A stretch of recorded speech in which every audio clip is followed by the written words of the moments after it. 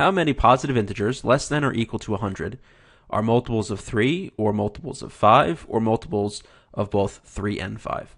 You have to be very careful with what they're asking for here and not to double count your multiples here, because they want to know, okay, what numbers between 1 and 100 are multiples of 3, right? So 3, 6, 9, 12, 15. Multiples of 5, 5, 10, 15, 20, and so on. Or multiples of both 3 and 5. So if they're multiples of both 3 and 5, that's multiples of 15. So that would be 15, 30, 45, and so on. But here's the key.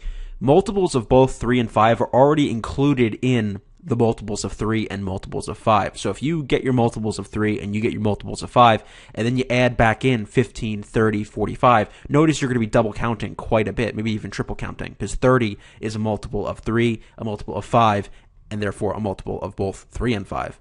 So you have to be very careful with what you do with this one. And I even suggest, since you are going to include all of your multiples here in your first two categories, just ignore this and count your multiples of 3, count your multiples of 5, making sure not to double count ones that are both, and then, yeah, go from there. So let's start with multiples of 3. So we've got 100 numbers. We divide this by 3, and that will tell us how many multiples we have.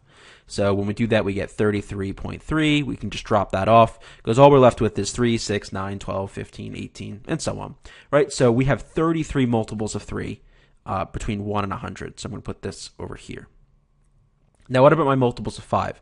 What I'm going to do here is actually list them out, because they're pretty easy to list out, and just cross out the ones that are also multiples of 3, because again, I don't want to double count those. Those are already incorporated into this. So for instance, 5, 10, 15. 15 is already incorporated into the 33 multiples of 3, right? Because 15 is 3 times 5. So 20, 25, 30. And there's a shorter way to do this, but if you really want to make sure you get this right, you can just do it this way. You can. There are other ways to list this out faster, but just for illustration's sake, I'm going to list them all out. It doesn't take too long. There aren't that many. Oops, 55. 90, then to 55. Okay. 95, and then 100. Remember to include 100, because it's from 1 to 100. It's less than or equal to that, so you got to include 100 there. All right, let's cross out the ones that are multiples of 3. So that's 15, 30, 45, 60, 35, 90, and that's it. So I have 33, and let me go ahead and add back in 1, 2, 3, 4, 5, 6, 7, 8, 9, 10, 11, 12, 13, 14. 14 plus 33 is 47, and that's choice B. So there's another way to do this, and that is the way that the College Board presents in their answer key. And it's basically using this method right here to be more direct with your answers. So again, we already figured out that there's 33 multiples of 3 and 5.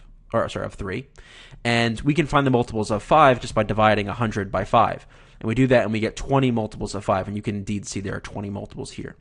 So we get 20. If I add those up, I get 53, which notice is choice D. But remember, the problem here is I'm double counting the 3 and 5 multiples. So what I need to do is figure out how many numbers are also multiples of 3 and 5, and then subtract that out from this total of 53 so that I can get just left with my total number of numbers, because you can imagine this is a Venn diagram where you've got multiples of 3, multiples of 5, and then in here you've got multiples of 3 and multiples of 5. If I add the multiple of 3 circle and the multiple of 5 circle, I'm double counting the overlap. Right? I've talked about this in previous Venn diagram videos. So to correct that, I just need to subtract out -1 overlap to get the total sum of all the numbers that are present here. So what's the overlap? Well, you can just count them, because you know it's going to be multiples of 15, so it would be 15, 30, 45, 60, 75, 90. So there are 6, so I go ahead and subtract 6 out, and I'm left with 47, which is again the answer. There's also, you could do what they did, which is to take 90 and divide it by 15. I guess they just did 90 because if you do 100 by 15, you get a decimal, and it's easier to see that if you just stop at 90, the next multiple after that would be 105, which is of course bigger than 100. But anyway, I don't really think that matters. I think it's just easy. Just list them out. There's only 6 of them. Subtract them off, and you're done. Okay, that's it for that one.